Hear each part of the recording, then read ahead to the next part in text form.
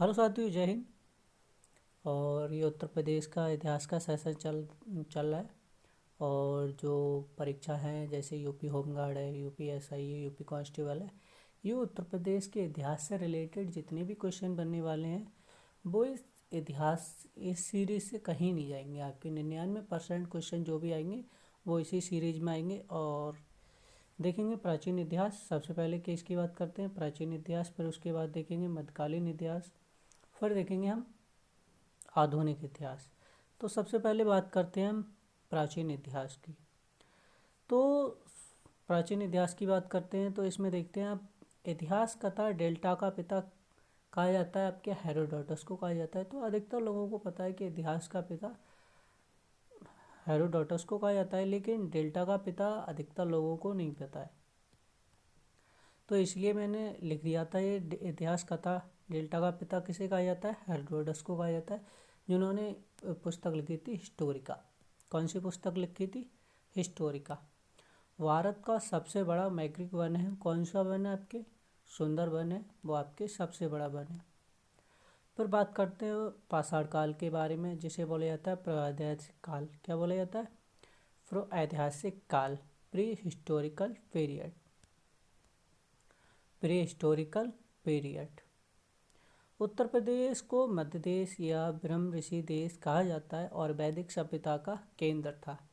जो उत्तर प्रदेश था वो वैदिक सभ्यता का केंद्र था। और मध्य देश क्यों कहा जाता है, इसके पीछे कारण यही है कि जो गंगा और यमुना का जो बीच के क्षेत्र था, वहाँ ये लोग क्या करते थे, निवास करते थे। और निवास, सबसे बड़ी बात यह है कि जहाँ भूमि उपजाऊ होती है या जहाँ आपके शिकार करने के लिए साधन है, पानी पीने के लिए जानवर आएंगे और हम भी पानी पी सकते हैं, तो वहीं पर शिकार करना भी हमारे भोजन के लिए भोजन पर्याप्त हो जाता है। तो इसीलिए इसका नाम पड़ा था मध्य देश। और ब्रह्म देश भी कहा जाता है क्योंकि यहाँ पर बहुत सारे ऋषि हुए, जैसे विश्वामित्र हैं, बहुत सारे ऋषि हुए थे। इनको उपाधि, सम्मान में उपाधि दी जाती थी, किसकी दी जाती है, आपके ब्रह्म ऋषि की उपाधि दी जाती थी। और इसीलिए ब्रह्म ऋषि देश कहा जाता था। ये नाम इसीलिए प्रसिद्ध था क्योंकि ये क्षेत्र गंगा और यमुना के बीच स्थित था। जो उत्तर प्रदेश था वो कहाँ था, आपके गंगा और यमुना की नदियों के बीच स्थित था। उत्तर पश्चिम से पूर्व की ओर जाने वाले अधिकतर आक्रमण का मार्ग उत्तर प्रदेश से होकर गुजरते थे। जो भी कागज आपने देखा हो, जो भी शासक हुए, जो भी कागज थे, जो बाहर से आक्रमणकारी आए, जैसे सिकंदर है, यूनान है, जो भी लोग आए, जो बिहार को गए, वो उत्तर प्रदेश से ही होकर जाते थे। और एकदम अधिकतर यही माना जाता है कि जिसने दिल्ली पर कब्जा किया है वो सब दिल्ली के बाद वो कहाँ गया है, आपके बिहार गया है या उत्तर प्रदेश, तो उत्तर प्रदेश से होकर ही गुजरा है। कहाँ से, आपके, क्योंकि दिल्ली से या गाजियाबाद से आपके क्या हो जाता है, उत्तर प्रदेश स्टार्ट हो जाता है। तो ये मुख्य वो है। उसके बाद देखते हैं हम, इसका इतिहास समूचे उत्तर भारत के इतिहास का प्रतिनिधित्व माना जाता है। किसका, जो उत्तर प्रदेश का इतिहास है वो आपके उत्तर भारत का समूचा इतिहास माना जाता है। अगर आपने उत्तर भारत का इतिहास पढ़ लिया तो ऐसे समझ लो आप उत्तर प्रदेश का इतिहास आपने पढ़ लिया, क्योंकि उस समय कोई उत्तराखंड अलग तो था नहीं, उत्तर प्रदेश का ही हिस्सा था, जिसे क्या बोला जाता था, संयुक्त प्रांत बोला जाता था। क्या बोला जाता था, संयुक्त प्रांत बोला जाता था। यूपी का पश्चिमी भाग सिंधु घाटी सभ्यता के अंतिम चरण से प्रभावित रहा था। जो उत्तर प्रदेश का पश्चिमी भाग था को किस सभ्यता से प्रभावित रहा था, तो आपके सिंधु घाटी सभ्यता से प्रभावित रहा था। जैसे कुछ उसके सिंधु घाटी सभ्यता के स्थल मिले हैं। जो सिंधु घाटी सभ्यता का जो पूर्वी छोर था वो कौन था, आलमगीरपुर था। और वो ये कहाँ पड़ता था, आपके उत्तर प्रदेश के मेरठ जिले में पड़ता था। और कुछ वो बहुत से स्थान मिले हैं, मांडी भी क्या पड़ता था, मुजफ्फरनगर में पड़ता था। सनौली आपके बागपत में, बड़गांव, हुलास, ये आपके कहाँ पड़ते हैं, सहारनपुर में पड़ते हैं। तो ये कुछ महत्वपूर्ण स्तर रहे हैं उस समय के, जो सिंधु घाटी सभ्यता से जुड़े थे। हस्तिनापुर मेरठ के पास पड़ता है। हस्तिनापुर आप सभी लोग जानते हैं, कुछ लोग नहीं जानते होंगे जो नई तैयारी कर रहे हैं एग्जाम की, लेकिन अधिकतर लोगों को पता है कि जो हस्तिनापुर था वो कहाँ पड़ता था, आपके मेरठ के पास था। और कौशाम्बी, जो वैदिक काल में हस्तिनापुर और कौशाम्बी जैसे नगर कैसे थे, बहुत महत्वपूर्ण थे। और ये आर्यव्रत का क्या थे, प्रमुख भाग थे। किसका, आर्यवर्त का क्या थे, ये प्रमुख भाग थे। हस्तिनापुर प्राचीन महाकाव्य महाभारत में अत्यंत महत्वपूर्ण नगर था। जो महाभारत काल में आपके जो हस्तिनापुर था वो बहुत ज़्यादा कागज प्रसिद्ध नगर था। और इसे किसकी राजधानी बोला जाता है, इसे आपके कौरवों की और पांडवों की राजधानी के रूप में उल्लेखित किया जाता है। ऐसा माना जाता है कि कागज हस्तिनापुर था वो कागज कौरवों की और आपके पांडवों की राजधानी थी। किसकी राजधानी थी, कौरवों की और पांडवों की राजधानी थी। रामायण में बड़े कथा हिंदुओं के एक प्रमुख मुख्य भगवान राम का जन्म, राम का मतलब वही प्राचीन काल राज कौशल इसी क्षेत्र में था। जो प्रभु श्री राम का जन्म हुआ था वो कौन से राज्य में हुआ था, उनके कौशल में हुआ था, जिसकी राजधानी कहाँ थी, अयोध्या थी। और फिर इसका नाम बदल कर क्या कर दिया गया कौशल का, अब इस समय अयोध्या ही कर दिया गया है। जिसे किसे क्या बोला जाता है, अयोध्या नगरी। क्या बोला जाता है, अयोध्या नगरी। विष्णु भगवान के 7वें अवतार, कौन से, विष्णु भगवान के 7वें अवतार भगवान कृष्ण का जन्म उत्तर प्रदेश के मथुरा शहर में हुआ था। तो कृष्ण जी का जन्म कहाँ हुआ था, मथुरा शहर में हुआ था, आपके वृंदावन में हुआ था। कहाँ हुआ था, आपके वृंदावन में हुआ था। और वो भी क्या है, आपके उत्तर प्रदेश में। तो हमारे जो ऐसे बहुत अवतार हुए हैं, जैसे प्रभु श्री राम का अवतार हो, चाहे कृष्ण जी का अवतार हो, चाहे आप द्रौपदी हो, तो ऐसे बहुत देवी देवताओं का क्या हुआ है, निवास हुआ है। किस में, उत्तर प्रदेश में। इसीलिए उत्तर प्रदेश को उत्तर प्रदेश इसीलिए नहीं कहा जाता है, ये देवताओं की भूमि है। उत्तर प्रदेश को किसकी भूमि कहा जाता है, देवताओं की भूमि कहा जाता है। फिर संसार के प्राचीनतम शहरों में एक माने जाने वाला वाराणसी शहर भी यहीं पर स्थित है। जो संसार के सबसे प्राचीन शहर है तो उसमें एक वाराणसी है, वो भी क्या है, हमारे उत्तर प्रदेश में स्थित है। और वाराणसी के पास पड़ता है आपके सारनाथ। क्या पड़ता है, सारनाथ पड़ता है। चौखंडी स्तूप है। कौन सा स्तूप है, चौखंडी स्तूप है, जहाँ पर भगवान बुद्ध ने प्रथम प्रवचन की याद दिलाता है। मतलब जो वाराणसी के पास सारनाथ पड़ता है, वहाँ पर गौतम बुद्ध ने प्रथम प्रवचन दिए थे। कहाँ दिए थे, सारनाथ में। तो ये भी कहाँ पड़ता है, आपके उत्तर प्रदेश में पड़ता है। तो उत्तर प्रदेश में सर्वप्रथम गौतम बुद्ध ने पहली बार उपदेश कहाँ दिया था, तो आपके सारनाथ में दिया था।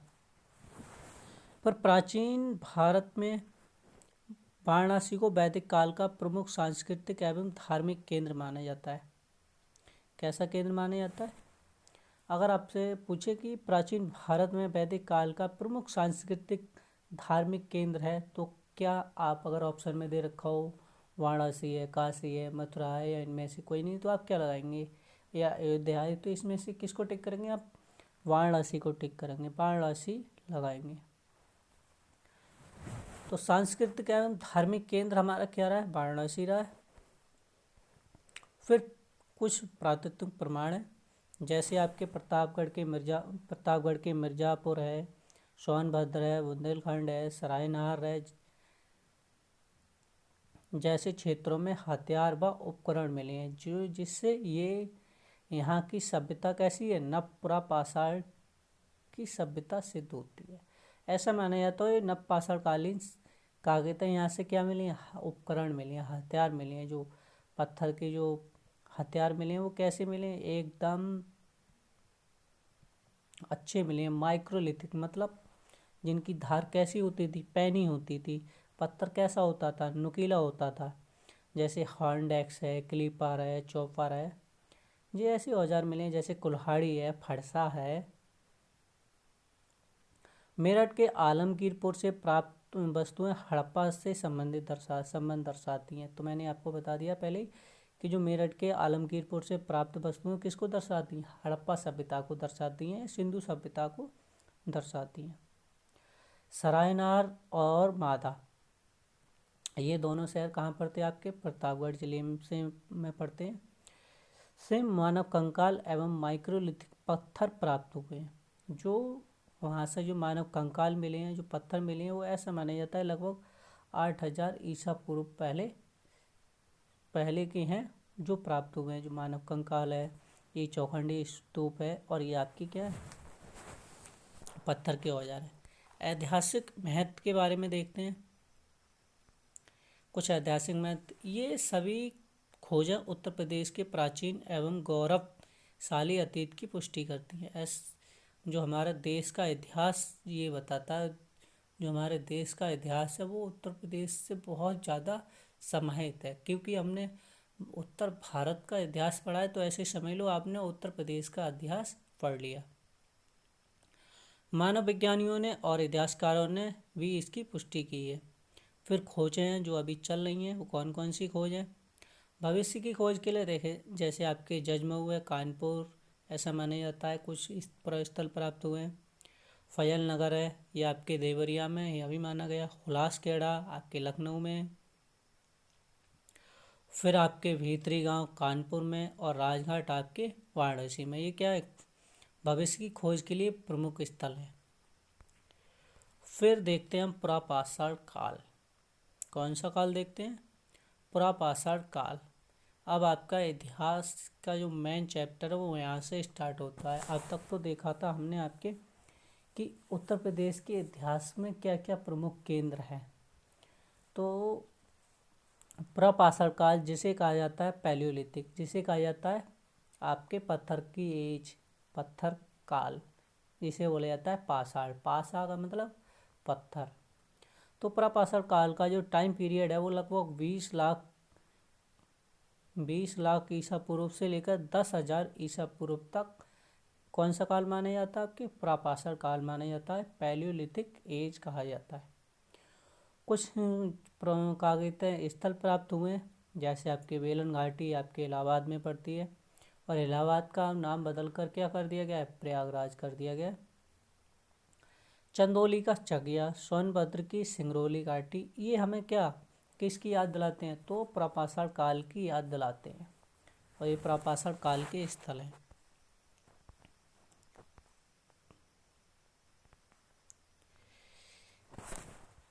बेलन घाटी क्षेत्र लोहदा नाला से अस्थि से बनी मात्र देवी की क्या मिली है, आपकी मूर्ति मिली है।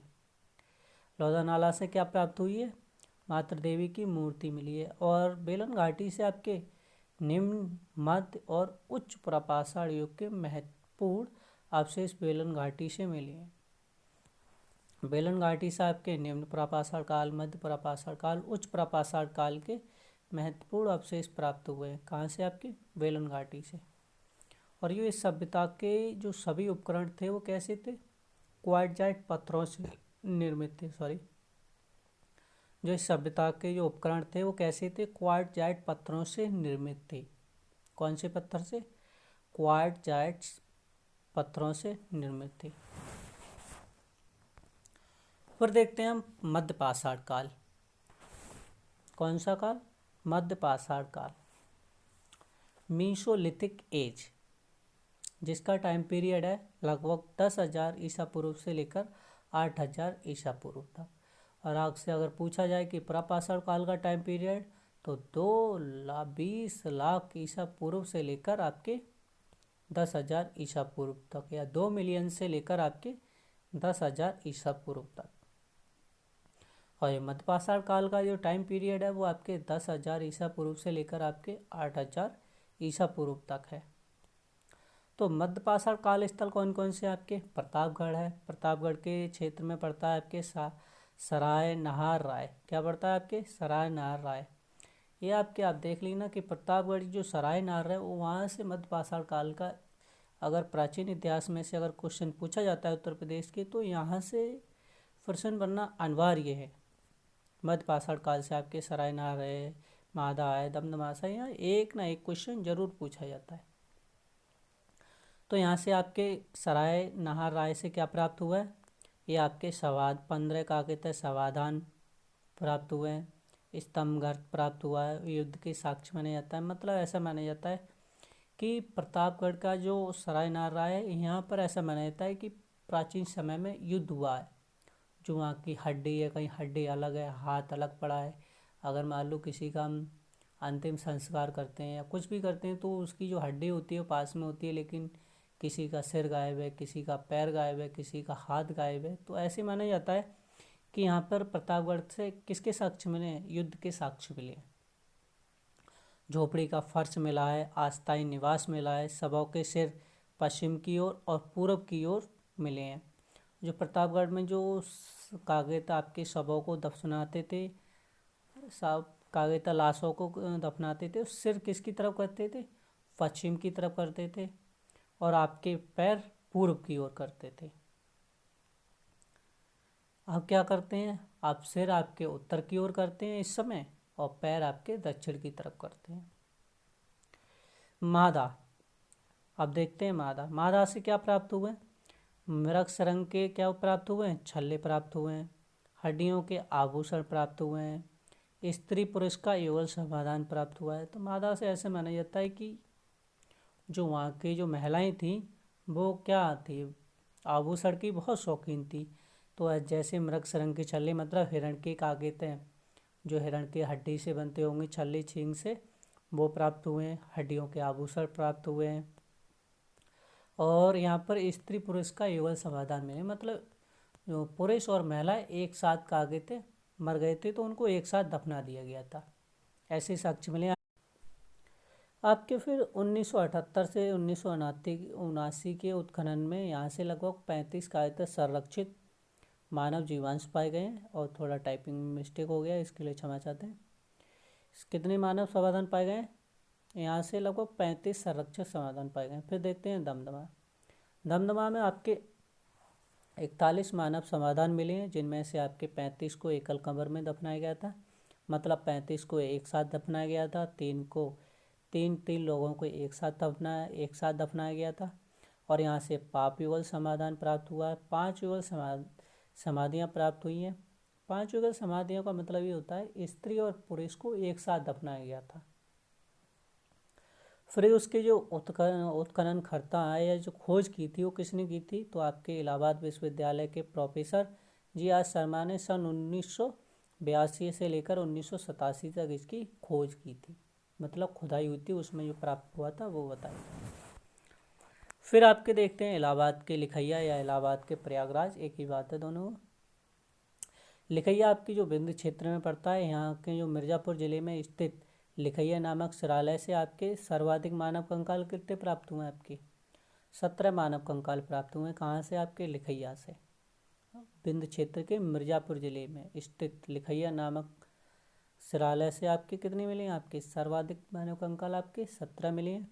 लेकिन अमेरिका के जो जॉन आर लुकास के अनुसार ऐसा माना जाता है कि लिखैया से कुछ कितने मानव कंकाल मिले आपके 27 मानव कंकाल प्राप्त हुए हैं। फिर देखते हैं हम नवपाषाण काल। कौन सा काल, नवपाषाण काल। ये हो गया आपके प्रापाषाण काल हो गया, मध्यपाषाण काल। अब वो देखते हैं नवपाषाण काल। नवपाषाण काल का जो टाइम पीरियड है वो 8000 ईसा पूर्व से लेकर 4000 ईसा पूर्व तक है, जिसे क्या कहा जाता है, नवपाषाण काल को न्यूलिथिक एज कहा जाता है। क्या कहा जाता है, न्यूलिथिक एज कहा जाता है। और नवपाषाण काल के स्थल है लौरा देव, जो आपके कहाँ पड़ता है, संत कबीर नगर उत्तर प्रदेश में पड़ता है। कहाँ पड़ता है आपके, संत कबीर नगर उत्तर प्रदेश में पड़ता है। यह भारत का सबसे प्राचीन कृषि स्थल माना जाता है। जो लौरा देव है वो सबसे प्राचीनतम साक्ष्य मिले हैं, वो कहाँ मिले हैं, आपके लौरा देव से मिले हैं। कहाँ, लौरा देव से। यहाँ से धान की खेती की सबसे पुराने प्रमाण लगभग 8000 ईसा पूर्व में मिले हैं। कहाँ मिले हैं, 8000 ईसा पूर्व में प्राप्त हुए हैं। पकी हुई मिट्टी के चूल्हे और धान के अवशेष प्राप्त हुए। पकी हुई मिट्टी का चूल्हा, क्या समझ गए आप? जो इस समय चूल्हे होते थे वैसे ही मिले हैं, पके हुए मिट्टी के चूल्हे और धान के अवशेष प्राप्त हुए। फिर देखते हैं कोल्डियाबा, ये भी क्या है आपके नपाषाढ़ काल का काव्यतः स्थल है, और ये कहाँ पड़ता है? आपके प्रयागराज में पड़ता है, या इलाहाबाद। इलाहाबाद का ही क्या नाम है? अब प्रयागराज है। तो ये नपाषाढ़ काल का महत्वपूर्ण स्थल है, और ऐसा माना जाता है कि जो सबसे पहले जो खोज, जो धान के अवशेष मिले थे वो कहाँ से मिले थे? आपके कोल्डियाबा से मिले थे। और उसके बाद कहाँ से मिले आपके? लगभग ऐसा माना जाता है 8000 ईसा पूर्व से लेकर 9000 ईसा पूर्व के बीच के अवशेष जो धान के प्रमाण मिले हैं वो कहाँ से मिले आपके? वो आपके लाहौरा द्वीप से मिली है। लेकिन सबसे पहले जो अवशेष प्राप्त हुए थे वो आपके कोल्डियाबाद से मिले थे, और 7000 ईसा पूर्व से लेकर 4000 ईसा पूर्व के बीच के मिले हैं। और यहाँ से माना जाता है ये जो लाहौर कोल्डियाबाद था वो कृषि का क्या था? प्रारंभ कृषि का केंद्र रहा था, या केंद्र था। और आपके जो मिर्ज़ापुर है वहाँ से आपके प्रापाषाढ़, मध्यपाषाढ़ और आपके नपाषाढ़ काल के तीनों के उपकरण प्राप्त हुए हैं। कहाँ से? आपके मिर्ज़ापुर घोर घासी घाटी से। फिर देखते हैं कुछ अन्य स्थल हैं, जैसे मिर्ज़ापुर से आपके चमकदार पत्थर के औजार, जो थोड़ा टाइपिंग मिस्टेक हो गई है उसके लिए क्षमा चाहते हैं आपसे। और आपके नवनिर्मित उपकरण प्राप्त हुए हैं आपके सोनभद्र से, चित्रकारी गुफाएं भी प्राप्त हुई हैं यहीं से। और प्रतापगढ़ आपके जो सराय नारायण से है, यहाँ से आपके मानव कंकाल एवं नपाषाढ़ के औजार प्राप्त हुए हैं। कहाँ से? आपके प्रतापगढ़ से। अब देखते हैं इससे बनने वाले क्वेश्चन कैसे आपके पेपर में जो क्वेश्चन है वो कैसे पूछे जाते हैं, और जितने भी क्वेश्चन आपको कराए जाएंगे वो इसी से रिलेटेड है जो आपके एग्ज़ाम में आए हैं। कोई आपके अलग से कोई क्वेश्चन नहीं है ज़्यादा, जिससे बनने वाले क्वेश्चन है वही आपको कराएंगे और कराए जाएंगे जो आपके पीसीएस के लिए, पीसीएस में आए हैं, आपके यूपीएससी में आए हैं। तो आइए साथियों बात करते हैं, देखते हैं। सबसे पहले देखते हैं क्वेश्चन नंबर 1, आपके एक ही कब्र से 3 मानव कंकाल निकले हैं। ये आपके कहाँ से निकले हैं? तो मैंने बताया था कहाँ से निकले आपको। मैंने बताया था आपको 5 युगल समाधान जड़ाए गए थे, 3 कागे थे, एक साथ कागे थे, एक ही कब्र में 3 कंकाल कहाँ से मिले आपके? तो ये कहाँ से प्राप्त हुए आपके? ये प्राप्त हुए हैं आपके दमदमा से। कहाँ से प्राप्त हुआ है आपके? ये प्राप्त हुआ है आपके दमदमा से प्राप्त हुए हैं। कहाँ से प्राप्त हुए? ये आपके दमदमा से प्राप्त हुए हैं। फिर देखते हैं विंध्य क्षेत्र के किस शिलालेख से सर्वाधिक मानव कंकाल मिले हैं? तो विंध्य क्षेत्र के किस शिलालेख से सर्वाधिक मानव कंकाल मिले हैं? तो मैंने आपको पहले ही बताया था कि विंध्य क्षेत्र के कहाँ से मिले? आपके लिखैया से। कहाँ से? लिखैया से आपके सर्वाधिक मानव कंकाल मिले हैं। और ये आपकी यूपी पीसीएस प्री सन 2016 का क्वेश्चन है, और यूपी पीएस प्री ये सन 2016 का क्वेश्चन है। दोनों एक ही साल रखे हैं, अलग अलग मीटिंग के क्वेश्चन है ये। फिर देखते हैं क्वेश्चन नंबर 3, उत्तर प्रदेश का प्राचीन नाम मध्य देश किन कारणों से प्रसिद्ध था? ये आपके पीसीएस सन 2022 का क्वेश्चन है, और ये थोड़ा मिस्टेक हो गया है कि आपको डेट की सन नहीं पड़ी है इसमें आपकी। उत्तर प्रदेश का प्राचीन नाम मध्य देश किन कारणों से प्रसिद्ध था? तो मैंने आपको पहले ही बताया था कि गंगा और यमुना के बीच के इलाके के लिए प्रसिद्ध था। किसके लिए प्रसिद्ध था? गंगा और यमुना के मैदान के लिए प्रसिद्ध था, जिसे क्या कहा जाता था? मध्य देश कहा जाता था। आर्य कहाँ निवास करते थे? मध्य देश में निवास करते थे। फिर देखते हैं क्वेश्चन नंबर 4, हस्तिनापुर का उल्लेख प्राचीन भारतीय महाकाव्य में किस रूप में मिलता है? तो हस्तिनापुर का उल्लेख कहाँ मिलता है? आपको पहले ही बता दिया गया था कि भाइयों कहा गया था आपके कौरवों पांडवों की राजधानी कहाँ थी? आपकी हस्तिनापुर थी। कहाँ थी आपकी? हस्तिनापुर थी। ये भी आपके क्वेश्चन आ रखा है, ये एमटीएस में आपका ये क्वेश्चन आ रखा है। गंगा घाटी में धान की खेती का प्राचीनतम प्रमाण कहाँ से मिला है? ये आपको कहा गया था आपको बताना है, और ये आपके लिए कल के लिए क्वेश्चन है, और इसको कमेंट करके बताना है कहाँ से आपके लाहौरा देव से है, सैनवार से है, सौगोरा से है, कौशाम्बी से है। तो आपको कमेंट करके बताना है कि आपके लिए क्वेश्चन है कहाँ से है। तो साथियों, ये तो था आपका प्राचीन इतिहास। उत्तर प्रदेश का क्या था आपके प्राचीन इतिहास में, क्या था आपके प्रपाषाण काल, मध्यपाषाण काल, नवपाषाण काल, ये आपके कंप्लीट हो चुका है। और अगली वीडियो में जानेंगे हम उत्तर प्रदेश का ऐतिहासिक काल के बारे में जानेंगे। तो मिलते हैं नेक्स्ट वीडियो में, तब तक के लिए धन्यवाद। जय हिंद, जय भारत, जय भीम।